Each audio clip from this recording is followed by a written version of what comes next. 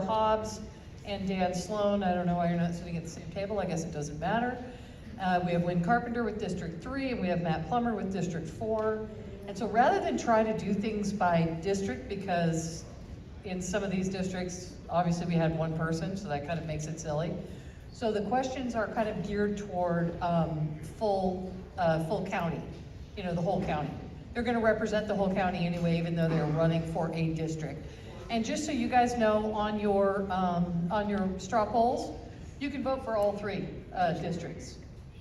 So it's like a kind of a voter fraud holiday tonight. The only thing we're asking you to do is just fill out one, but you can vote for all 3, so it's kind of fun. I guess I should talk about voter fraud holiday stuff. Okay, so Shasta County Board of Supervisors, our questions are not specific to the district, but rather the county as a whole. We're looking for your thought process on how you make decisions that may or may not be required of you in the future. So we're not gonna talk about issues that have already been voted upon in the Board of Supervisors or how they would have done it or things like that. And we're also not asking them how they would vote on things in the future, because at the end of the day, if they're telling us how they're gonna vote in the future, they're crummy representatives because they're not making their own decisions. They're giving their vote away ahead of time. So if you walk away going, well, I don't know how that guy or gal's gonna vote, that's the whole idea. They should go there, get all the information, and then make their decision. So let's see, we are gonna start with introductions for a minute. Yes, introductions for a minute. Who have we got? Destin? It's Laura Hobbs. Good evening, everybody. I'm Laura Hobbs. I first got involved in politics after the 2020 election was stolen. I began asking county clerks for election data that I could analyze, and I got a hold of data from Kathy Allen and used techniques honed by Draza Smith and Jeffrey O'Donnell to analyze the cast vote record.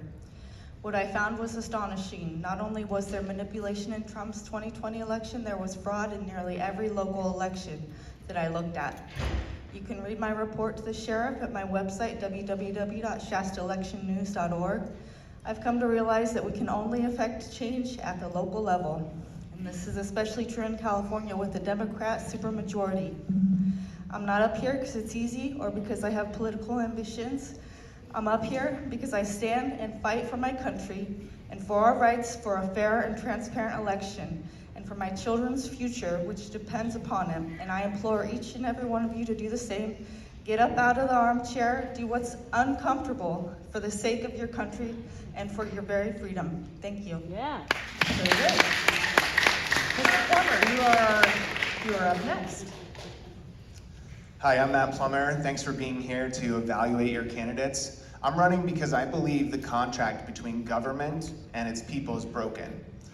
We pay a large portion of our taxes to the government expecting that we will get a return from that. And unfortunately, as we're paying more and more, the problems of crime, of homelessness, mental health, addiction, wildfires, potholes continues to grow. And I think this is the opportunity for Republicans. I'm a Republican, worked on a campaign to unseat Governor Newsom for 5 months, working 60 to 80 hours a week for no pay, because I believe that conservative ideas are key to solving these challenges that we're facing. But we need to demonstrate competence, and we need to show that we can solve the problems that actually affect people's daily quality of life. And so that is my focus. I want to focus on making progress on the challenges that we can all agree exist, getting our county government effective. A limited government is of no use to us if it's not also effective. And so we need our county government to be effective. Thank you. Very good. So, you're up next. Good evening. My name is Dan Sloan. I'm a professor out of Simpson University. I teach at a Christian college, believe in Christ and a really strong founding in our Republican values. And I love that about this community. So I was born in Reading and spent a lot of time here going to high school and to college and then on to Simpson and then off around the world. I've had some foreign service, serving in some parts of the world that were really unkind and a horrible place to live because of the type of structure that they have, communism.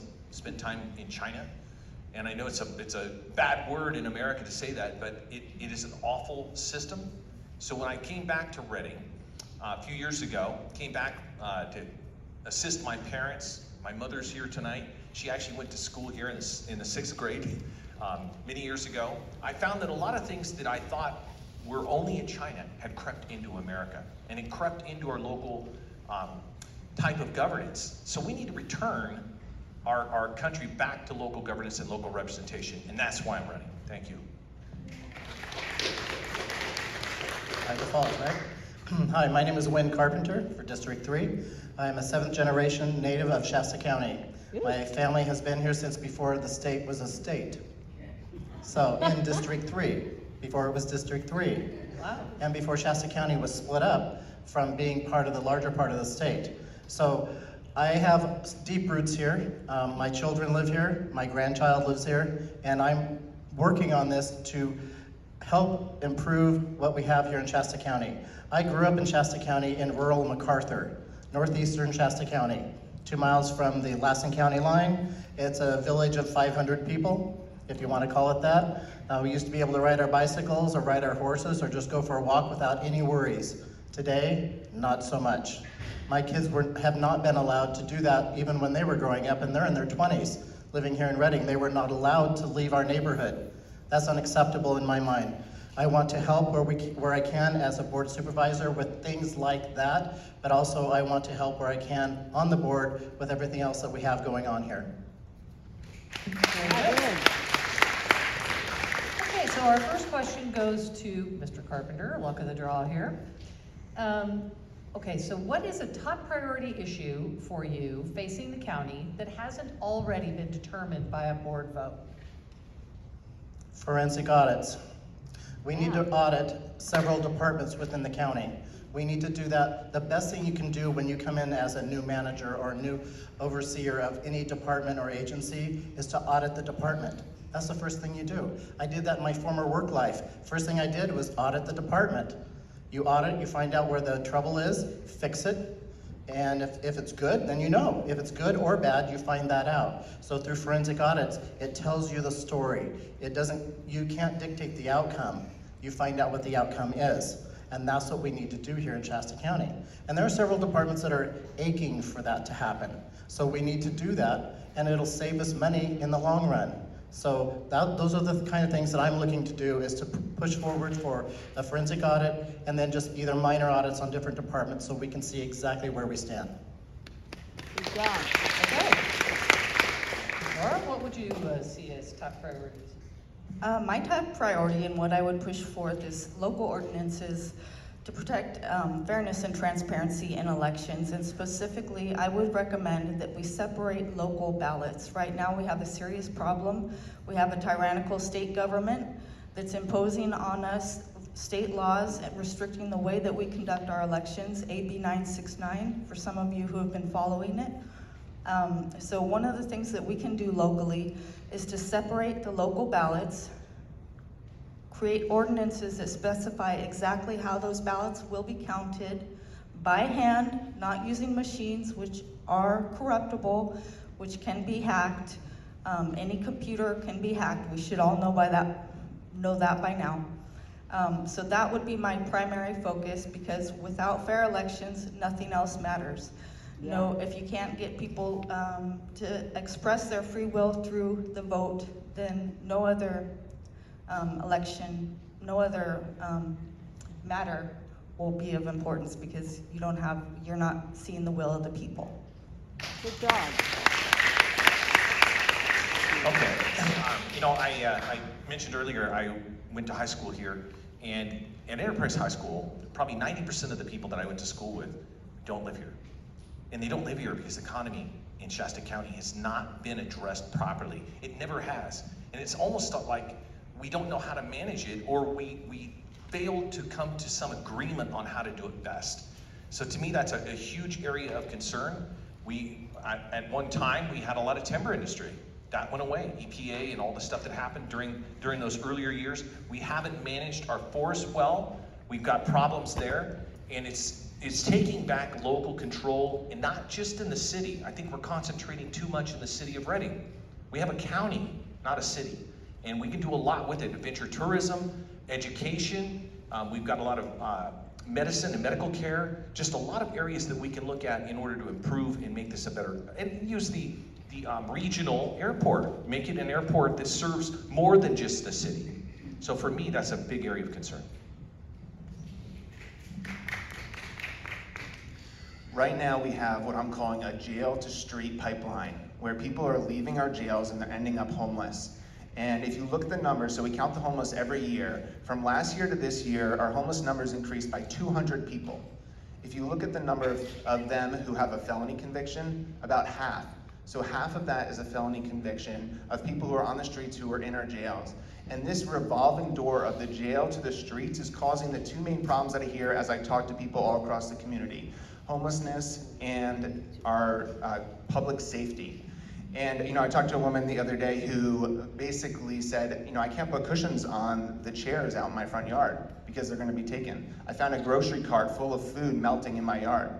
And so this is unacceptable that we've deemed this as the normal way that society is going to function. We need to fix that. And there's a program called CalAIM that is going to make it possible for us to enroll people who are in our jails 90 days before they are released in a program that connects them to services so that they don't end up on the streets when they're released from jail.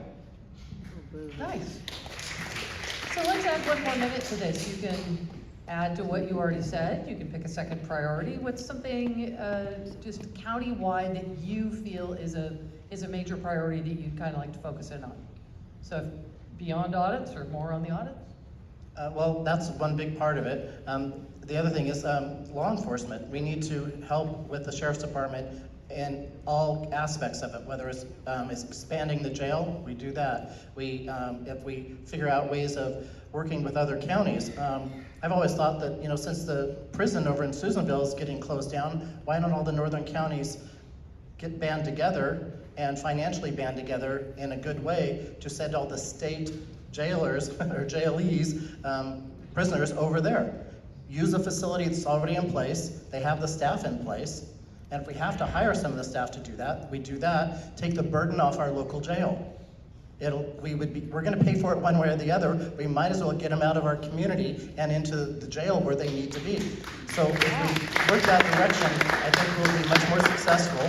And I do know firsthand, because I have law enforcement in my family, of what's really going on here in Shasta County. So I've talked to them at length in great detail about these things, and they would support that option. I feel that what we really need to do at this point is decertify the 2022 June primary. What happened then was that we had 4 very important county seat elections: the DA, the Register of Voter, the county clerk, Judy Flores, the superintendent of schools, as well as the sheriff, Michael Johnson, who actually their elections show that they are not the true winners, or may I correct that there was computer manipulation within their elections, so we don't really know the true result. This was by analyzing the CVR data, and what you would expect to see over time is when you're looking at a percentage, is you see a lot of variation in the beginning and then it flattens out. Well, that's not what we saw. We saw a curve that kept going up, which could have only been accomplished by computer manipulation. So to get this county back on track, we need to have true county officials that are truly elected by the will of the people. Yeah. So we need to start fresh. Thank you. So, I kind of leveraging what Wynn had just said about getting crime under control. And it is a big, big problem. And it's a big problem everywhere. And a lot of it stems from Sacramento's inability or unwillingness to take charge and do something about it.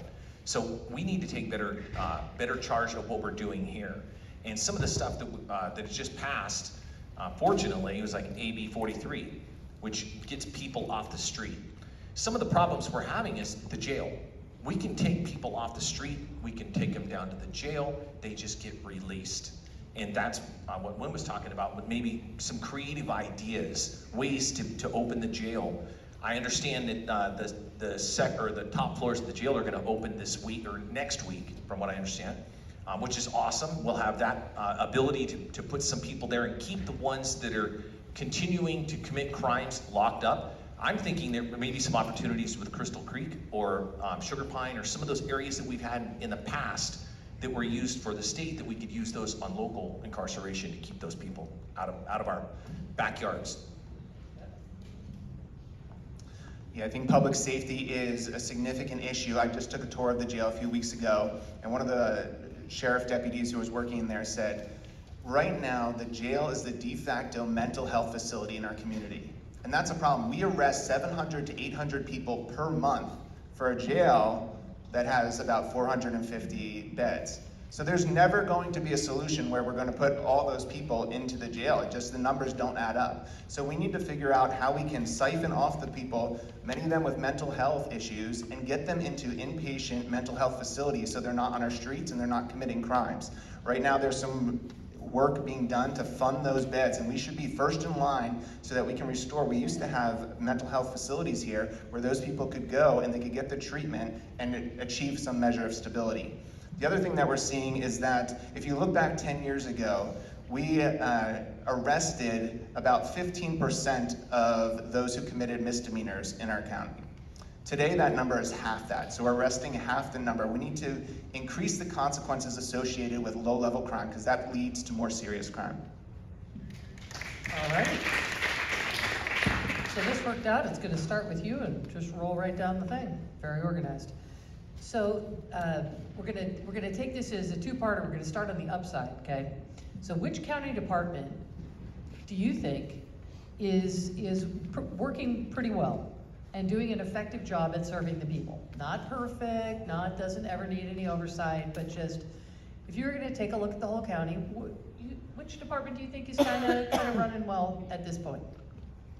Rather than saying a whole department, I'll give you an example of something that I think is running well within a department. And so right now, the Public Works Department is hired an outside consultant to bring in equipment and analyze our roads and assess each road in the county so that we can know what is the quality of each road. And this will help us actually fund the roads that need it the most. Right now, our road score of 50 out of 100. There's only 6 counties who have worse roads in the county, and so I'm glad that they're using data to inform which ones are the worst, rather than just saying, okay, we have this pot of money, we're gonna spread it evenly between the different districts, and not focus on the roads that matter most. Because what happens when it comes to repairing roads is that if you let it go too long, you have to spend 5 times as much in order to fix it. And so if we can catch these roads before they deteriorate, then we will save tons of money for the county. And so I appreciate that they're using a data-informed policy to make these decisions, and I think that will help us more effectively allocate the funds. Okay. So, could you repeat the question? I want to make sure I understood. You're just asking which county department do you think is working well at this point and doing an effective job at serving the people? Okay. So not perfect, just, that was the question. who's kind of at the bottom of the list of refurbishment? How about that? Okay. So just looking at many of the different agencies, and this is a big problem because we have a lot of issues that need to be corrected. So that's what makes it tough.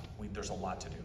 I look at the Sheriff's Department and I see some things that are starting to change. We're getting the jail that's going to be opened here soon, and that took a lot of prodding and to get the cooperation of the Sheriff Johnson.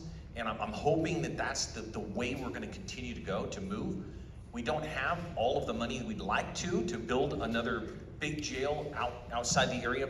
Maybe we could do something to help develop the new jail. I know there's designs coming in and different things there. Working with CENTIF and maybe with our CERT and the interagency task force in order to try to get rid of some of the marijuana and other types of grows that are going on in our community, and getting people that are, I guess there's an at-home program that would be a great attribute where the county's working with Anderson, Redding, and Shasta Lake City. You know, all of that is a big attribute, and I think they're on the right path. Not a long way to go, but on the right path. All right. I think it's going to be the auditor's department. Heard nothing but good things about them. I have not personally been in there, worked in there. I just, for full disclosure, I did work for the county for 8.5 years, and that was over 8 years ago. And I worked at the assessor's office. I was an appraiser. And so a lot of really good people that work in that office, great people that work in that office. They do a stellar job.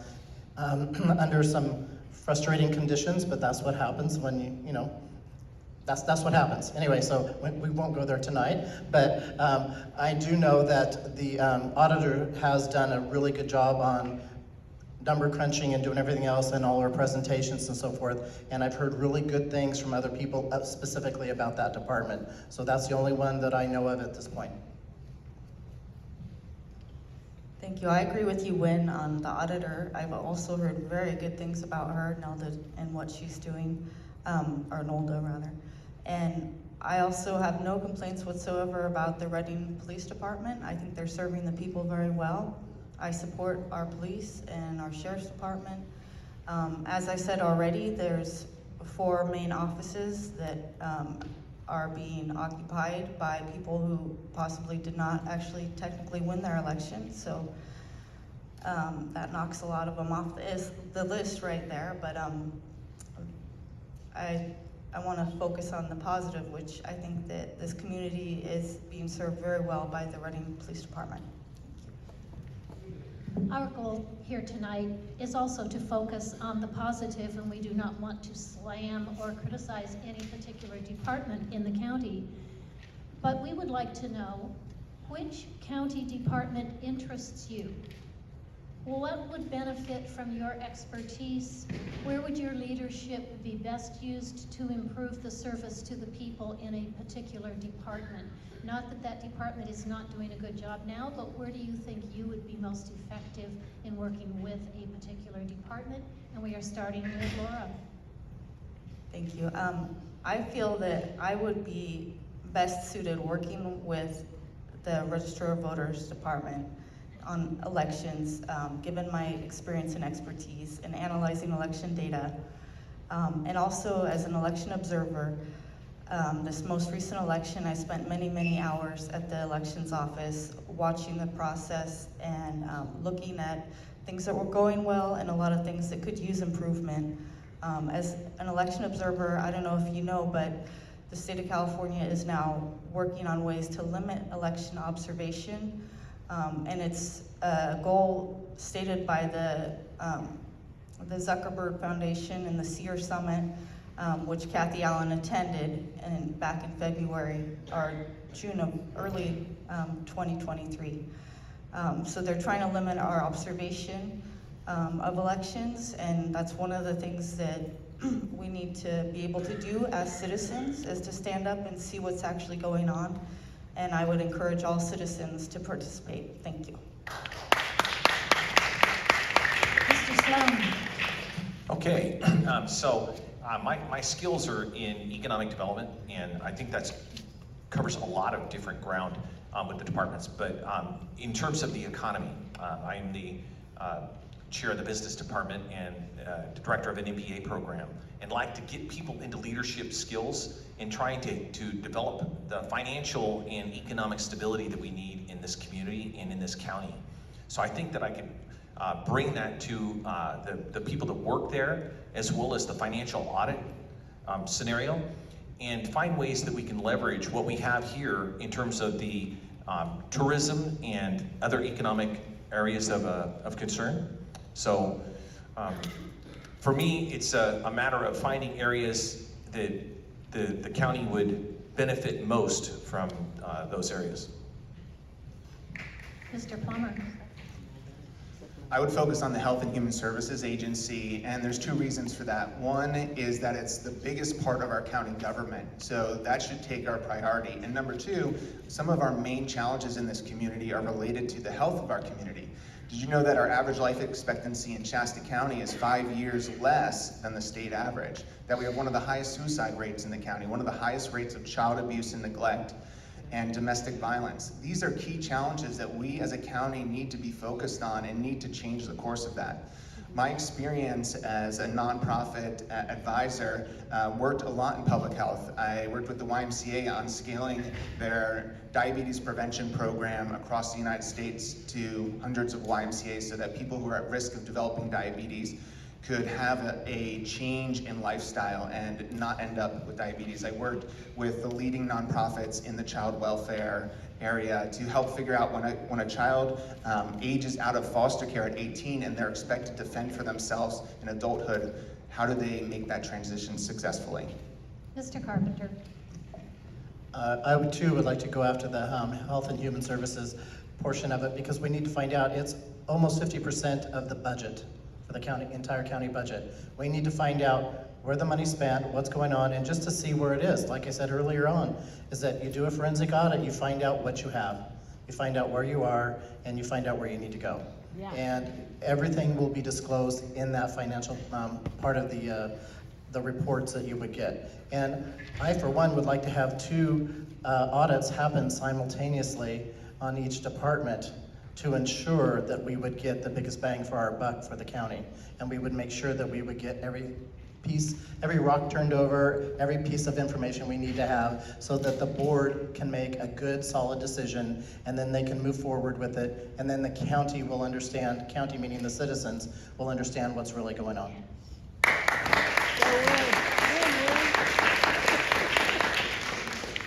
Game show time. You guys get to play it too. King for a day. As a member of the Board of Supervisors, what proposal would you make, knowing that you would have a 5-0 approval vote on the board? And we're going to Mr. Sloan. Okay. You know, I think that there's a lot of issues here that have to do with drug addiction, alcoholism, and crime. And I think that we would be very benefited by having AB 43 bill that was just passed, to where we're able to get a care court, get people involved in our community to find ways to get people off the street, out of their tents along the river, along the sidewalks, or in stores that are taking things that don't belong to them and walking out with them. That whole area right there, I think, would be a huge benefit to us. So I think if we got our Board of Supervisors together, brought in the evidence, brought AB 43 in front of them, and I think they're working with it now, and found ways to make that happen. Out of the assembly people, the legislature in California, that bill was voted 75 yeas and 5 that were not present. But otherwise, all of the legislators voted yes on that for the assembly.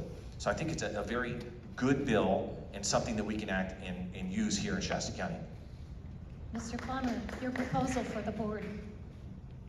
So right now, I know we're working with the other 3 cities on a proposal for a navigation center or a sober center, where people who are currently on the streets can go during the day and not be on the streets. And I think that is the key. I've heard that from a family who lost their daughter to, she was homeless, mentally ill, and got hit by a car in the streets. And they said that's the #1 thing that they would like to see happen in this community. And I think that's a start. We need to have a continuum of care to move people from where they are today on the streets to either long-term care or self-sufficiency. And I think the starting point is having some place where they can go, so that they can access services, and so that they aren't, in front of our stores, causing challenges there. And so I would like to see that.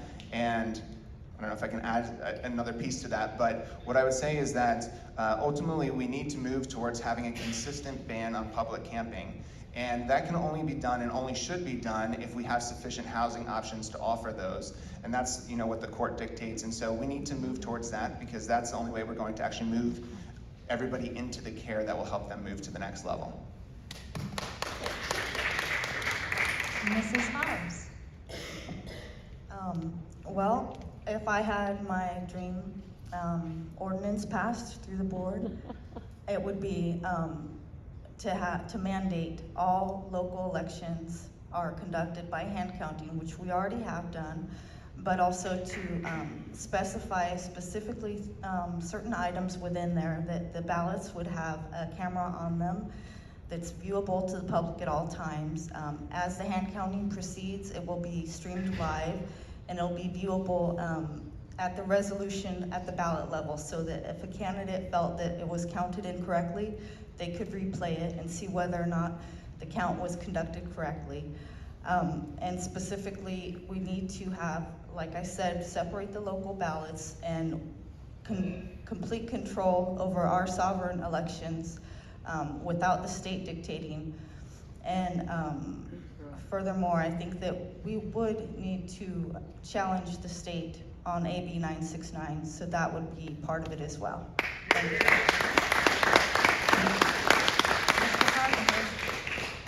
Well, I would like, okay, so we get to be king for the day and we get to have a 5-0 vote, That's right, anything you 100%. want to propose. and we're gonna make the entire county happy, correct?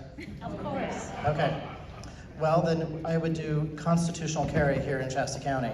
We would dictate to the sheriff that that is just non-negotiable, unacceptable to do anything other than that. So that would be the first thing that I would do. 5-0, make it happen. Yes. A proposal is before the board now about a charter county. Now, obviously, you would not have the opportunity to vote on that because it will probably be decided before you get there. But it could be a system under which you would be functioning as a member of the Board of Supervisors. So, give us your analysis now of the benefits and detriments of this proposal to the county. And we are starting with Mrs. Hobbs. Okay, thank you. I support a charter county, and I feel the benefits are that we can be self-governing here in Shasta. We need to separate ourselves from the state and to assert our plenary rights that are provided under the California Constitution. And I feel that we can add a lot of stuff in there. As it's been set forth, it's a very weak proposal, but it's a step in the right direction, and I do applaud them, and I will support it in the ballot box. I think it's important that the people are able to vote on it. And with everything that I propose as a supervisor, what I would want to do is to listen to the will of the people. So I think that's very important that it's going before the people to be voted upon. Thank you. Okay, so the charter county, I'm in favor of it, and I think it will return local control in some ways. You were asking about the pros and cons, and a lot of the pros are that it would give us an opportunity to maybe get back some local control over things like 2582, maybe 2582. If there's a recall, this is something that was changed last year by Newsom. Instead of having two parts to the ballot, do you approve of a recall? If so, then it goes on to who we're going to replace. And we don't have that option anymore. They took that away. We might be able to change some things in that as to who's going to be appointed. Because as you probably know, if Newsom decides he wants to put a proxy in for him, we're going to have somebody that represents him. And if he doesn't, then we have a vacancy, and then we have a problem there. And then we have AB 969, which is another problem. And we can do something there to help control to get local control back. And I think that's a huge positive as well. I've heard that there's some options there that also might benefit us on the windmills. Thank you. In terms of the specific proposal, which would allow the county to change how a vacancy on the board is filled, and right now the proposal says that that would be decided by the Board of Supervisors. So I support half of that. I support the idea that Governor Newsom should not decide to replace a vacancy on the board. But I don't think it should be the board who decides, because if there's a recall, as there currently is underway, the person who's being recalled is likely to be the person who is in the majority. And so if then we give the board majority the ability to replace the person that was just recalled, that doesn't make sense to me. And so I think it should be rewritten such that the people get to pick the vacancy and fill the vacancy. And so I would rewrite the charter, if I know we can't go back in time, but I would support a charter that would allow us to have the people fill the vacancy and not give the board that jurisdiction. Mr. Carpenter. Well, like everybody has said up here, I'm supporting local control, absolutely. We have to control everything that we do. We're the ones paying for it, we're the ones living it, we're the ones dealing with it. We're gonna pick up and have to clean the mess up if we don't. So we have to have local control. So I support it for those reasons. The downfall is that you're gonna be fighting the state. And they have a hell of a lot deeper pockets than we do, but there are ways of fighting without digging into your pockets. So we just kind of give them bad press, and we can do that. We've got a lot of good people out there in the world that'll help us do bad press on the state. Not that that's going to hurt them any, but guess what? It might help us. And so we need to fight like hell to keep our sovereignty and to keep our control local.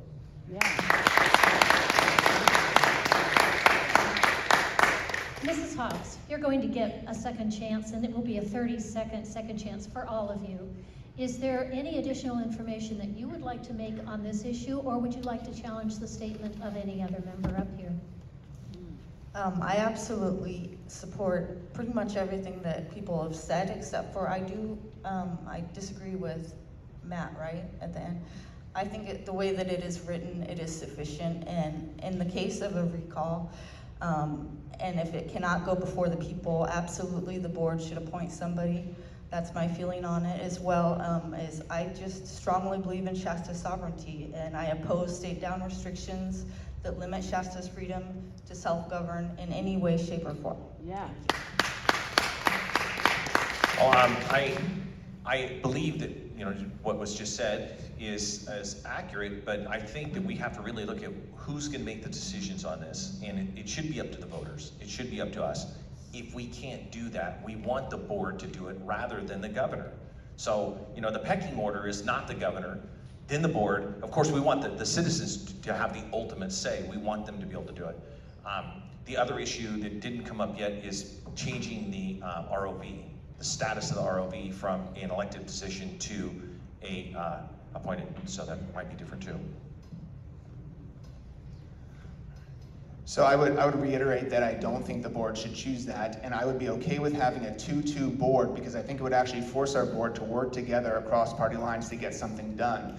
And also, I would say that I do not think the ROV position should be appointed. It should remain an elected position to maintain a measure of autonomy from the board. And the people of Reading just voted last time around the city clerk and overwhelmingly supported keeping that position as an elected position, even though it is more of an administrative duty. Well, as far as tagging on to this, Dan mentioned it earlier, the Fountain Wind Project. We, as a charter county, we could say, no way, no how, go away. So that's exactly what we could do. So those are the kind of things, but we're still gonna have to do it anyway, charter or not, we're still gonna have to do that. So I would support being a charter county. All right. Okay. So we're gonna move on to marijuana. So a lot of that is dictated by what's going on in the cities. So they get to choose the dispensaries. The county has said no commercial growing. Those kinds of things have been situated. But a big factor that voters have to consider is where candidates' money is coming, where it's sourcing. So have you, or will you, accept campaign donations from the marijuana industry? And why or why not? So it could be a little here, but not there. I mean, you can nuance this however you like. But on that issue of campaign donations related to the marijuana industry, and it starts with Matt. Yes, I'm sorry, 1 minute. Yeah, sorry. I will not take any money from the marijuana industry, and I think the normalization of drug use in our nation is one of the biggest challenges that we're facing as a community. Not necessarily marijuana specifically, but what we're seeing kind of broadly in terms of the percent of the population that are addicted to drugs, that are being influenced by drugs, and the easy transition that is into fentanyl, which is incredibly lethal. I mean, I heard a story recently of someone in our county who, a teenager, went on Instagram or TikTok or something like that, went to get a Percocet, took it, it was laced with fentanyl, died of overdose. And so that's what we're up against here. We don't want our community to have to resort to drugs to cope with the challenges of life. We want to make life better for people here so that they can live lives that's fulfilling, that's meaningful, that's, you know, in a community that they have relationships that support them and that they can turn to in hard times. I do agree. I would not take any money from the marijuana industry. I believe it's a gateway drug, And I think it leads to a lot more problems. I feel like people who have neighbors, especially in the rural areas, and they have people growing marijuana out there, it becomes a huge problem.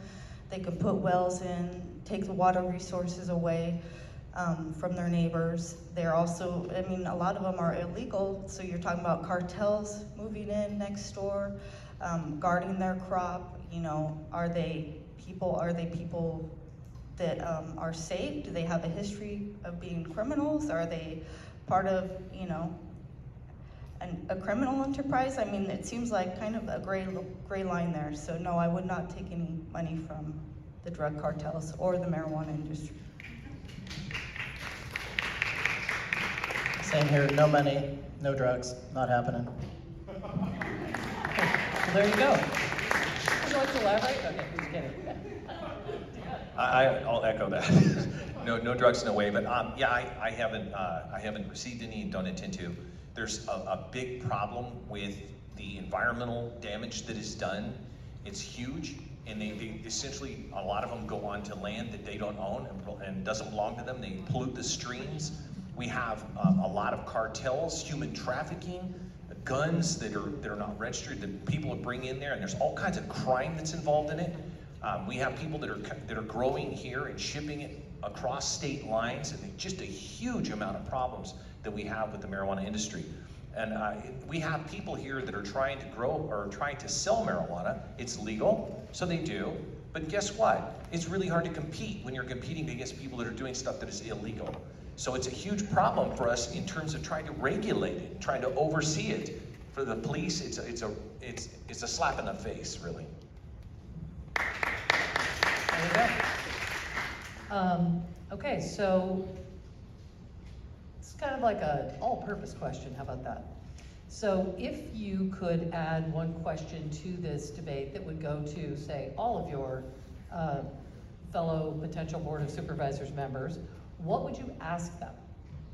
What would be something that you would want addressed? Something that we obviously haven't talked about, that you feel it needs to be addressed, and it goes to Mr. Plummer first. I believe that our county government needs to have published goals that it is going to hold itself accountable to deliver for the community. Government should be responsible for delivering a benefit to the community, and right now we don't have any published goals. And so I would ask, you know, if we were to go through a goal-setting process, which I think the county should do, what would be the goals that these candidates would put forth on there as the 5 to 10 goals that this county is going to pursue over the next 4 to 6 years? Interesting. Laura? Okay, I have a lot of questions I would put forth. One is, do you believe the 2020 election was stolen? Do you support Trump for 2024? That would be another question I have. And would you believe in hand counting even if it means it being at odds with the state? Would you dispute the Zog settlement, for instance? Would you certify an election or petition signatures if you had doubts about their validity? And would you be able to retain your job if you represented opinions and actions that didn't mesh and coincide with your employer? And would you rubber stamp budgets? Right now, the budget process at the Board of Supervisors, sadly, is really just rubber stamping. There's very little detail in the budgets that they are provided by the different departments, so I would like to do a deep dive on that and actually go through the numbers instead of just rubber stamping. I would ask them if they would be willing to work with and help correct some of the bureaucracy via the bureaucrats in our county, the unelected officials that are causing problems within our county. We have a lot of those, believe it or not. So would they be willing to step up and do the right thing, do the tough thing, and make it happen? Good job, man. I think I'd like to ask them how we're going to correct the problems we have with staffing. And we've been losing a lot of people. We have problems where there's a lot of discontent. Sometimes people say, well, maybe that's a good thing. People aren't satisfied, they can move on, but we have some great employees as well. So I'd like to find out if they would be willing to work with me and establish some kind of criteria, to do a survey, to find out what's wrong in our service. Find ways that we can have a survey done of the supervisor for the people when they work for them, or even the supervisors ourselves, to try to correct a lot of the problems. We have people that have been working there for a long time. My mother's sitting here. She worked for the DA's Office Family Support for many years, and Wynn had mentioned earlier, these problems are not new.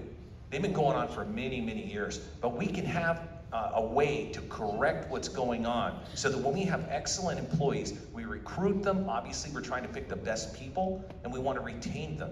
We want to pay them fairly, but demand a great deal out of them. And we need to find a better way of doing that. Very good. Okay. All right, are you all out of ideas? This is your opportunity. We're going to close. It's after 8 o'clock, so you each have 2 minutes. 2 minutes to give us your best shot at selling your candidacy for the Shasta County Board of Supervisors. And we are going to start with Mr. Sloan. Okay, well, as I mentioned earlier, I was born here, moved out to Happy Valley when I was a baby, and was raised in that area until we moved to the Bay Area. Came back in high school, learned a lot about our community, and going through Shasta College, Simpson University, I started businesses here. I've been an entrepreneur, an educator, and I've learned a lot about our community and ways that we can improve it. I learned a lot about the ways things have gone wrong over time. And I think it's a benefit to have somebody like me that also has an experience outside the community. I left and went abroad for a while, about a decade, and came back.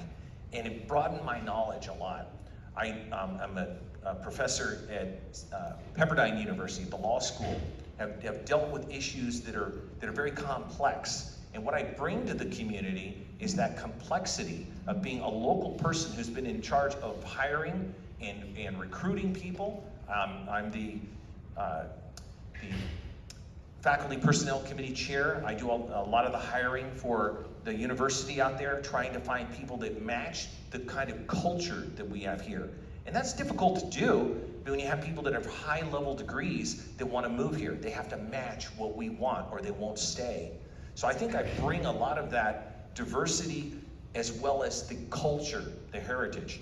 Right now we have some programs that we're looking to develop. One of them would be a rodeo program where we have rodeo riding, maybe some skeet shooting, Second Amendment. I'm in charge of the STEM programs out there, science, technology, engineering, and math. I'm also on the board at the Mission. I'm the treasurer. And for the first time ever, we've got millions of dollars in the bank. And I'm very proud of that because what it means is we've done something that generally could not be done, which is serve the public, but do it in a way that is physically conservative, that we're not gonna just go out there and pay for things. We do things after we investigate, do research, and find the best ways to hold ourselves accountable.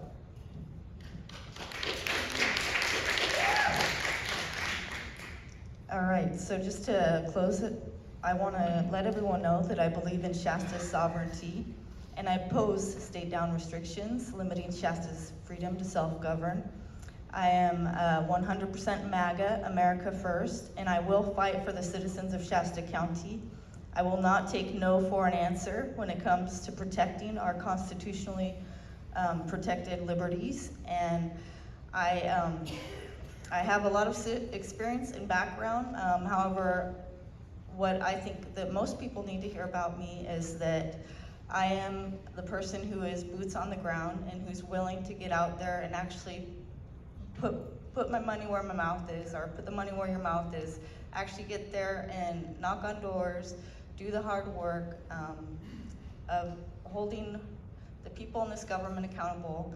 And I feel that everyone out here, everyone's opinion is valid, and I would be listening and respectful of everybody.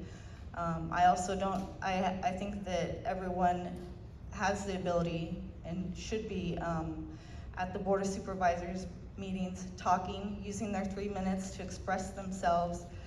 And I think that we need to do a better job as citizens getting up and speaking up and expressing ourselves. Thank you. I stated earlier that I am a native of Shasta County, proud to be so. Graduated Fall River High School, came to Shasta College, went to Davis and then to Chico, and then my wife and I got married in Chico. Then we went to Oregon for a couple years and back down into the North Bay counties for a couple years, and about 10 years in total. Then we moved back to Redding. As soon as we had our second child, we headed back to Redding because we knew that this is where we wanted to raise our family. And my sisters are here with their kids. My parents were here until the past couple of years. They're both deceased now, but everybody's here, all my family, extended family, everything. So I'm vested. I'm not going anywhere. I'm gonna stay in Shasta County. I will be in Shasta County until the day I die, sooner or later. I'm going to be here. I'm proud to be a Shasta County resident. I'm proud to be from MacArthur, a little tiny town up in northeastern Shasta County. It's a great little community up there. They have issues that are different than Redding, and I understand those issues because I was raised there, and I still have connections up there, talking to people up there, and also Big Bend, Round Mountain, Oak Run, Bernie, all of it. I had family in all of those areas, and I also am a tribal member, the Pitt River Tribe. You wouldn't know it by looking at a fat redhead sitting before you, but I am a tribal member. If you ever saw my mother, you would know it would be true. But I am part of the Pitt River Tribe. So I am vested, long time vested. So I will be here, I will do my best every day of the week. I will always be honest with you. I will never tell you something you want to hear, I will tell you the truth. And I will vote accordingly. And I will ask questions to get the right answers. The answers that we need to hear, whatever they may be. And if it forces me to change my opinion, then I vote accordingly. And that's what I'm gonna do. Thank you.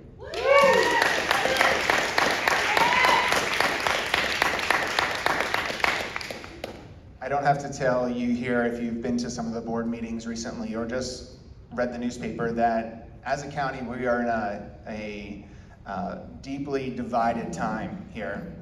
And, you know, there's a lot of hostility, a lot of anger at each other. We've experienced 5 or 6 recalls or recall attempts in the last few years.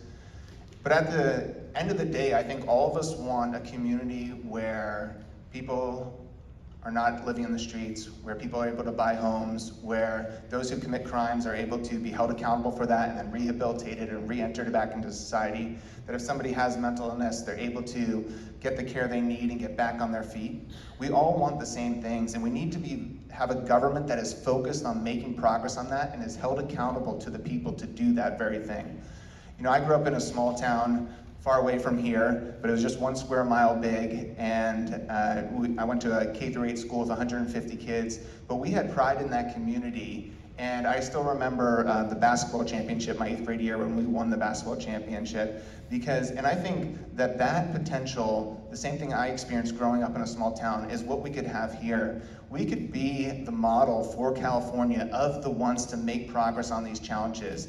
The conservative ideals, the hardworking people, the manageable population and natural resources, these are the things that could equip us to actually make progress on these challenges that all across the state, as I worked on campaigns all across the state, are facing and struggling to deal with. We could be the ones to say, there's a different way to do this. You can make progress on these challenges. And that has been the story of my career. I left my first job out of college and took a 25% pay cut to join a nonprofit so that I could help nonprofits out there who are tackling the hardest challenges figure out what are you doing that's effective and how do we grow it. And then I left that job to start a company here and went 3 years without making any money so that I could help companies, government agencies, and nonprofits become more effective, efficient, and use critical thinking to solve problems. And that's what I would like to see Shasta County do, is make progress on these challenges. Thank you.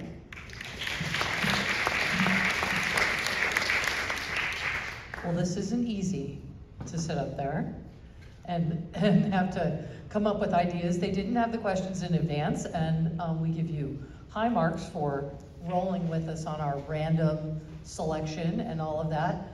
I hope that you all vote in the straw poll. We'll post it at shastagop.org or .com, whatever you remember, but it's Shasta GOP. And we'll get that up there as quickly as we can tonight. We'll tabulate all of it. So it won't just be this person won, that person won. It'll be the numbers. We'll post the numbers. So every bit of information we get from you will be online. And I think Garrett will probably put it on the Facebook page too, but not everyone has Facebook. So that's how we'll do it. And feel free to visit with all of these folks, get their campaign materials in the back, find out how you can support them. And you can't run a campaign on no money, right? I mean, it costs money, you gotta buy signs, do all that stuff. So if you wanna support somebody, tonight's a good night to do that. Thank you very much for coming, and